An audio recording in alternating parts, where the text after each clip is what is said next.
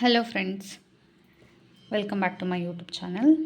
ಇವಾಗ ನಿಮ್ಮ school BELO ಅವರೇನಾದರೂ ವಿಧಾನಸಭಾ ಕ್ಷೇತ್ರ ಹಾಗೂ ಭಾಗ ಸಂಖ್ಯೆ, ಕ್ರಮ ಸಂಖ್ಯೆ ಇದಿಷ್ಟು ಡೀಟೇಲ್ಸ್ ಏನಾದರೂ ಬರೆದೋಗಿದ್ರು ಅಂತಂದರೆ ನೀವು ಯಾವ ಥರ ಫಿಲ್ ಮಾಡಬೇಕು, ಇದರ ಡೀಟೇಲ್ಸ್ ಎಲ್ಲ ಹೆಂಗೆ ಸರ್ಚ್ ಮಾಡಬೇಕು ಅನ್ನೋದನ್ನ ನಾನು ಈ ವಿಡಿಯೋದಲ್ಲಿ ತೋರಿಸ್ಕೊಡ್ತಿದ್ದೀನಿ. ವೋಟರ್ ECI ಅಂತ ಟೈಪ್ ಮಾಡಿದ್ವಿ ಅಂತ ಅಂದರೆ ನಮಗೆ voters.eci.government.in ವೆಬ್ಸೈಟ್ ತೋರಿಸ್ತಿರುತ್ತೆ. ಅದನ್ನು ನಾವು ಸೆಲೆಕ್ಟ್ ಮಾಡಬೇಕಾಗತ್ತೆ. ಸೆಲೆಕ್ಟ್ ಮಾಡಿದಾದಮೇಲೆ ನಮಗೆ ಇದು ಸ್ಕ್ರೀನು ನಮಗೆ ಶೋ ಆಗ್ತಾ ಹೋಗುತ್ತೆ. ನೀವು ನೋಡ್ತಿರ್ಬೋದು.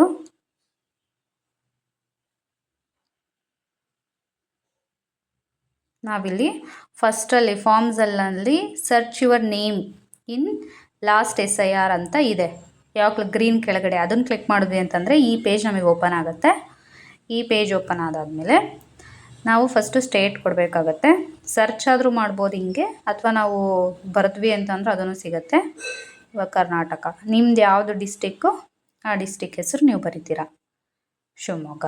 ಅಸೆಂಬ್ಲಿ ಕಾನ್ಸ್ಟಿಟ್ಯೂಯೆನ್ಸಿ ಯಾವುದಿರುತ್ತೆ, ಶಿಕಾರಿಪುರ. ಇಲ್ಲೇ ನೋಡ್ತಿರ್ಬೋದು 167 ಶಿಕಾರಿಪುರ, ಅವರು ಸಹ ಬರೆದಿದ್ದಾರೆ ಅಲ್ಲಿ. Next polling station number. Next ಏನಿತ್ತು 83 ಅಂತ ಇತ್ತು. ಸೊ 83 ಡೈರೆಕ್ಟ್ ಹೊಡೆದ್ವಿ ಅಂತಂದರೆ ಅದು ನೇಮ್ ಸೆಲೆಕ್ಟ್ ಆಗುತ್ತೆ.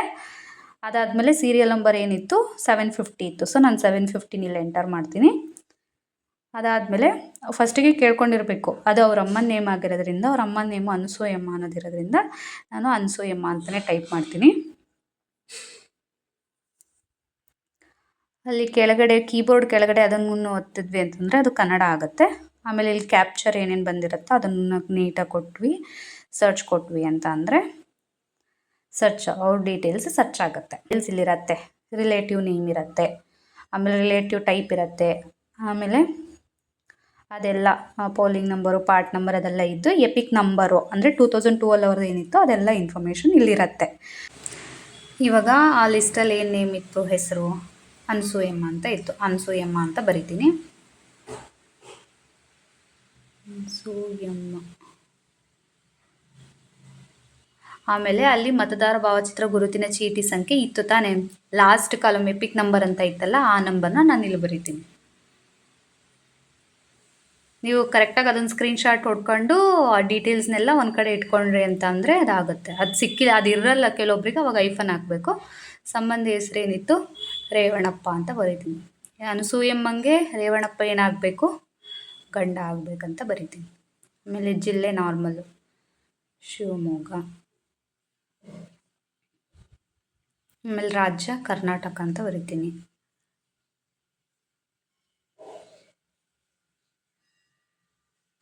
ವಿಧಾನಸಭಾ ಕ್ಷೇತ್ರ ಶಿಕಾರಿಪುರ.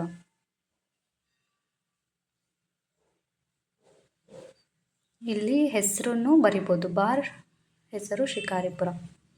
ಈ ಭಾಗ ಸಂಖ್ಯೆ ಕ್ರಮ ಸಂಖ್ಯೆ ಇತ್ತಂತಂದರೆ ನೀವೇ ಡೀಟೇಲ್ಸ್ ತೆಗಿಬೋದು. ಇಷ್ಟೇ ಕಾನ್ಸೆಪ್ಟ್. ಕೆಳಗಡೆ ಏನಿರುತ್ತೆ ಅದ್ರದ್ದು ಇನ್ಫಾರ್ಮೇಷನ್ ನಾನು ಪ್ರೀವಿಯಸ್ ವಿಡಿಯೋದಲ್ಲಿ ಹೇಳಿದ್ದೀನಿ. ಡೇಟ್ ಆಫ್ ಬರ್ತ್ ಆಧಾರ್ ಕಾರ್ಡಲ್ಲಿ ಇದ್ದಂಗೆ ಬರಿಬೇಕು. ಆಧಾರ್ ನಂಬರು ಐಫನ್ ಹಾಕಿದ್ರೆ ನಡೀತದೆ. ಮೊಬೈಲ್ ನಂಬರು ಅವ್ರೇನು ಕರೆಂಟ್ ಯೂಸ್ ಮಾಡ್ತಿರ್ತಾರೋ ಅದು. ಕೆಳಗಡೆ ತಂದೆ ಹೆಸರು, ಅವ್ರದ್ದು ಎಪಿಕ್ ನಂಬರು, ತಾಯಿ ಹೆಸರು ಅವ್ರದ್ದು ಎಪಿಕ್ ನಂಬರು, ಅವ್ರ ಸಂಗಾತಿ ಹೆಸರು ಬರೀಬೇಕಾಗತ್ತೆ. ಇಲ್ಲಿ ಅವ್ರದ್ದೇನಾದರೂ ಗುರುತಿನ ಚೀಟಿ ಸಂಖ್ಯೆ ಲಭ್ಯ ಇದ್ದರೆ ಅದನ್ನು ನಾವು ಇಲ್ಲಿ ಬರೀಬೇಕಾಗತ್ತೆ. ಮತ್ತೊಂದು ಸರಿ ಹೇಳ್ತಿದ್ದೀನಿ, ಈ ನಂಬರ್ ಯಾರ್ದು ಅಂತ ಕೇಳ್ಕೊಳ್ಳಿ. ಈ ನಂಬರ್ ಮೇಲೆ ನಾವು ಸರ್ಚ್ ಮಾಡಿದ್ವಿ ಅಂತಂದರೆ ಅವ್ರ ಡೀಟೇಲ್ಸ್ ಬರುತ್ತೆ. ಅವ್ರ ಡೀಟೇಲ್ಸ್ನ ನಾವಿಲ್ಲಿ ಬರೀಬೇಕಾಗತ್ತೆ.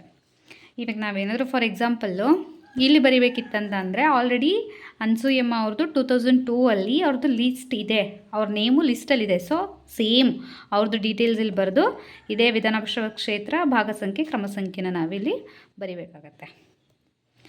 ಇಷ್ಟು ಬರೆದು ಇಲ್ಲಿ ಸೈನ್ ಅಥವಾ ಎಡಗೈ ಹೆಬ್ಬೆರಳು ಗುರುತು ಹಾಕಿ ಇಲ್ಲಿ BELO ಅವ್ರು ಸೈನ್ ಮಾಡಿಸಿದ್ರೆ ಈ ಡೀಟೇಲ್ಸು ಕಂಪ್ಲೀಟ್ ಆಗುತ್ತೆ. Thank you for watching.